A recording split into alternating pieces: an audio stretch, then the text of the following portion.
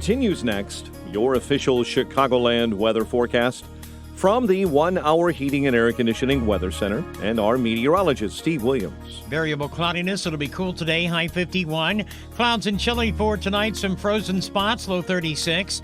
Cool tomorrow, some clouds, then sun, high 52. Some occasional rain on Saturday, the high 55. I'm Steve Williams on AM 560, The Answer. 43 at O'Hare, 45 Lakefront. Next news, 8:30. Breaking news as it happens. Chicago's Morning Answer with Dan and Amy continues next on AM 560, The Answer. This hourly segment is brought to you by Papa Nicholas Coffee. Papa Nicholas, best beans, best roast, best coffee. This is Chicago's Morning Answer with Dan Proft and Amy Jacobson on AM 560. The Answer.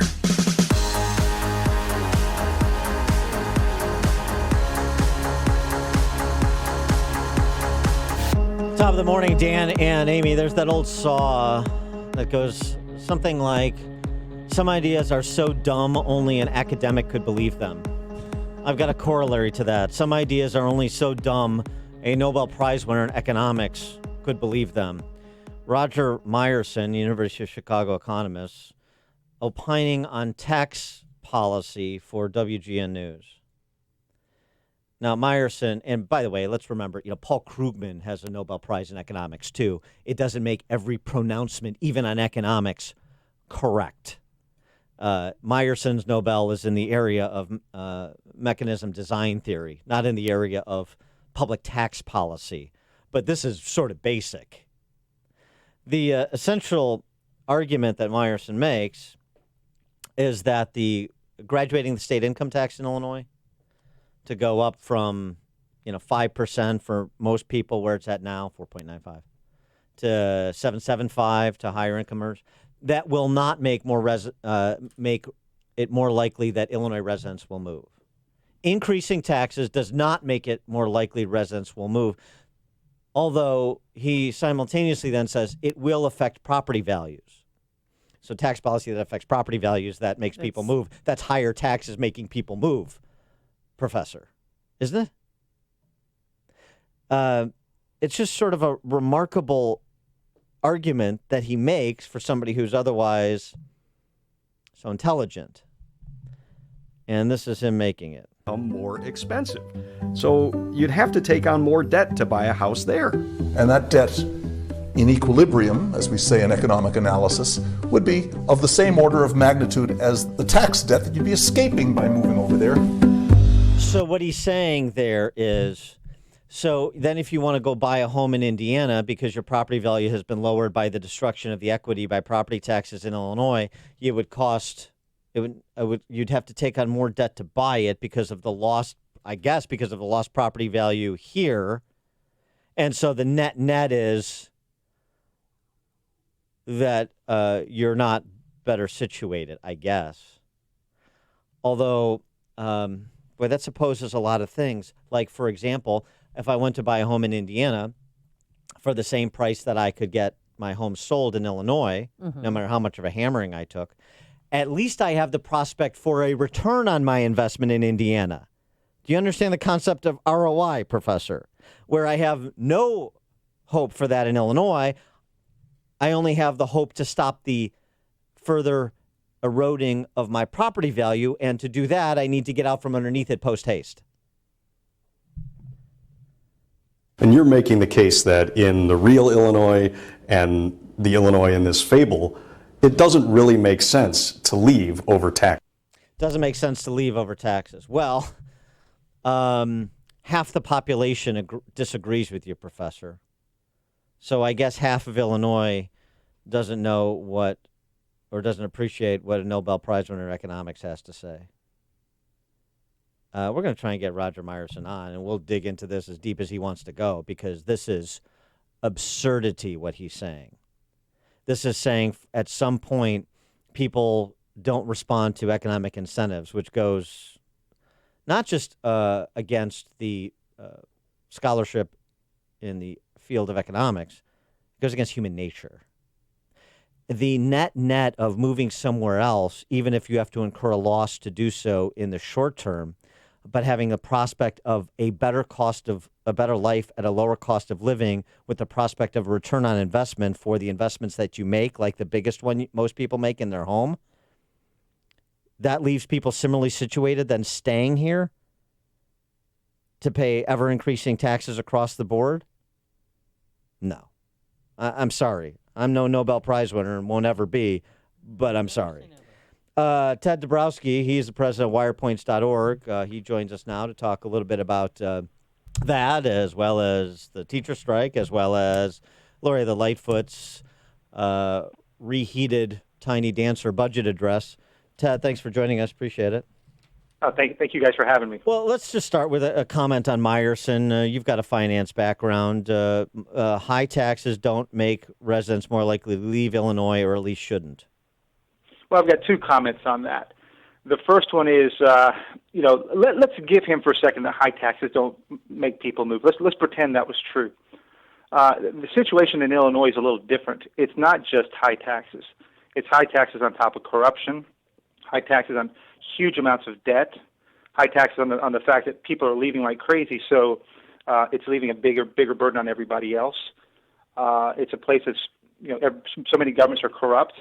So that's the big driver. Everybody's leaving because it's a mess. Well, he concedes the point that the pension debt is a huge problem, and that if you raise taxes to reduce or eliminate the pension debt, then that would make Illinois better situated and people less likely to leave because of through higher taxes, because you would have eliminated that debt. So he definitely concedes the point that we have a budgeting problem and a debt problem, but he still fails to sort of address the point of how confiscatory taxes would have to get before you could even materially pay down $130 billion in pension debt, even if you wanted to. Well, and that's the point, is that here, all those taxes, they're not, higher taxes are not going for new schools or better roads or investments. It's going to pay old debt. And so you get nothing for that. And you can easily move to another state, pay taxes, and get something for it. So I guess you're really a fool if you stick around and pay taxes for stuff that you'll never get a benefit for.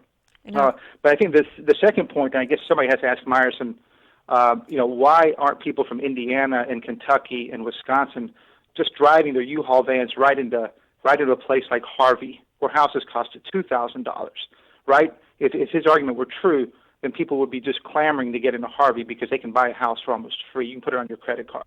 Yeah. Why isn't that happening? Right. Well, and there's a real reason taxes why. Are high, though. Even on that $2,000 house, they're going to be. There's a home in McCook for sale for $150,000. The property tax is $8,900. Right, which means that home is worth zero. Right. Basically. Yeah, which means that nobody wants to live there because, the places are it's not a good place to live, and so it has much more to do with the whole package of suites. I mean, what are you getting for when you pay taxes? And in places like Harvey, you're not getting anything. So. And what are we getting when we pay taxes in Chicago? According to Lori Lightfoot, with a few more additions, bars and restaurants, ride-sharing services, getting Springfield to authorize the graduation of property taxes in Chicago, getting them to lower the tax burden on casinos so we can get one cited in Chicago.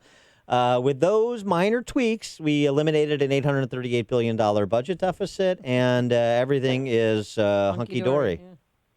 Yeah, I think people want to give her credit. What's interesting about Mayor Lightfoot is that I think people want to like her. They want to give her a chance, and so she's come out with this budget. She's been a bit more transparent than we've had in the past, and so they want to give her some kudos for it. But in the end, the budget doesn't address the real problems that Chicago has.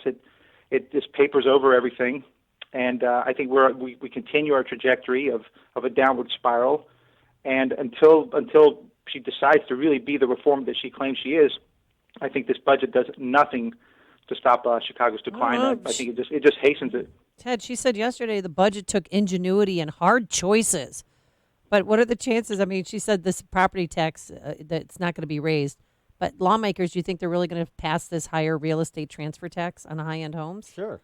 That's where we get into the politics and whether Springfield likes her or not, whether they want to help her or not. And there's certainly part of the crowd does not want to help her. But regardless, it's just one tax or another. Chicago's going to pay for it one way or the other.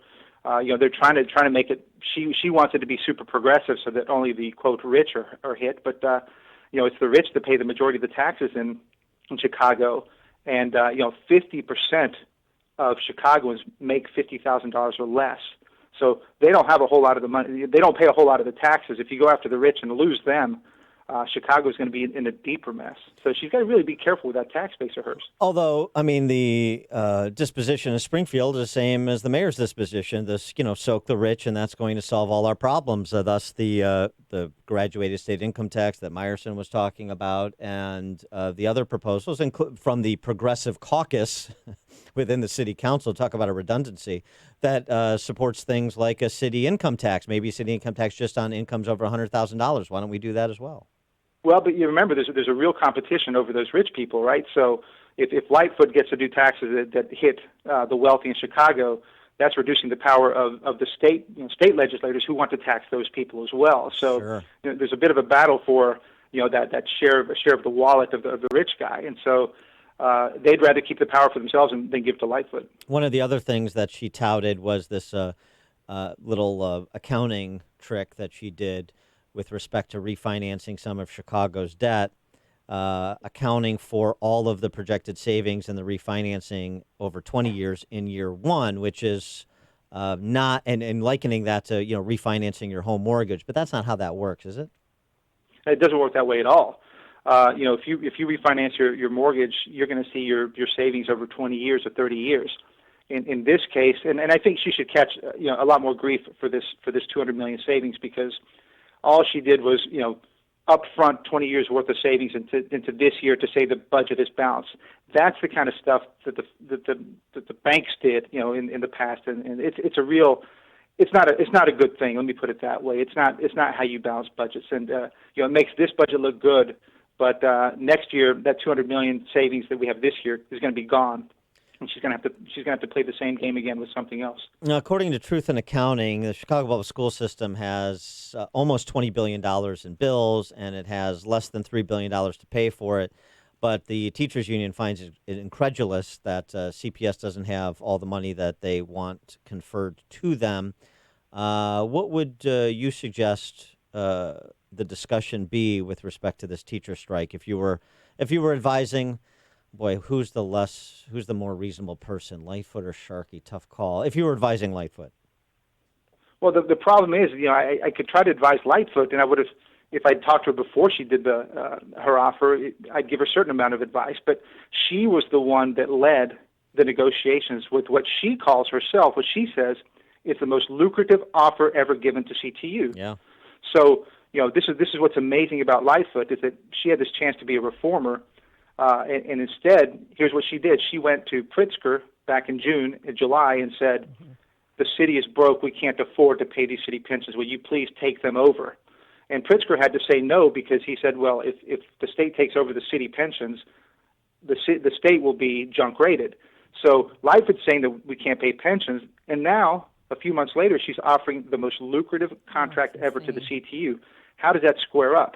So it's really hard to advise her now, because she's already given part of the golden goose away. I know, it's mystery money, 24% increase. It's insane. But Jesse Sharkey just came out a little bit ago and said that Lightfoot's not fulfilled her promise to tax the rich so that resources can be distributed to those who need them most. She's trying, I would say. She's trying, you think? Graduate the property tax in Springfield? I mean, she'll support the graduated state income tax, too. I'm sure she's already voiced support for it. So, I mean, she's generally on board, isn't she? Oh, she's totally on board. It's just a question of who's in control. She has, look, if you look at her contract and what she offered the CTU, she's in agreement with the general principles of the CTU. The problem is the CTU wants much, much more, and they're trying to shove everything down her throat. And that's what makes things difficult for them, because they're typically on the same side, right? They run on the same agenda.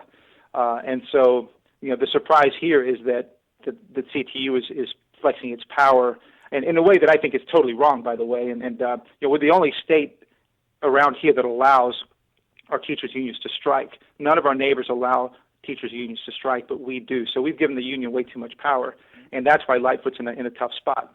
Unions run the government. I would say, what would you say is the most likely exogenous event to force the structural reforms that nobody in the political class in either party is interested in this state.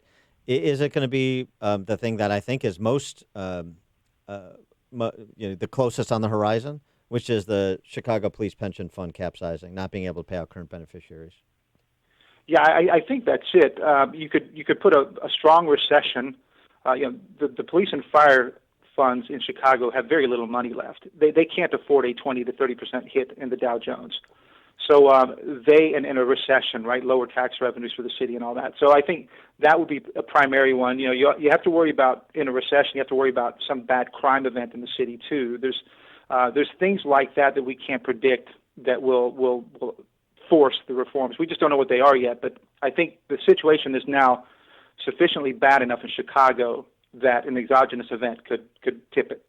He is Ted Dabrowski, president of Wirepoint, wirepoint.org. Get his commentary, that of Mark Lennon and many other deep thinkers over there. Ted, thanks as always for joining us. Appreciate it. Thank you both. And he joined us on our turnkey.pro answer line. Listen to Dan and Amy on your smartphone. Download the AM 560 mobile app today at 560theanswer.com/mobile. Want your home's furnace to stay safe and reliable? And want to prevent any potential problems before they happen? At your local 1 Hour Heating and Air Conditioning, we recommend an annual furnace inspection and tune-up. Right now, get big savings on a furnace tune-up. Call 855-1 Hour. Because not taking care of your furnace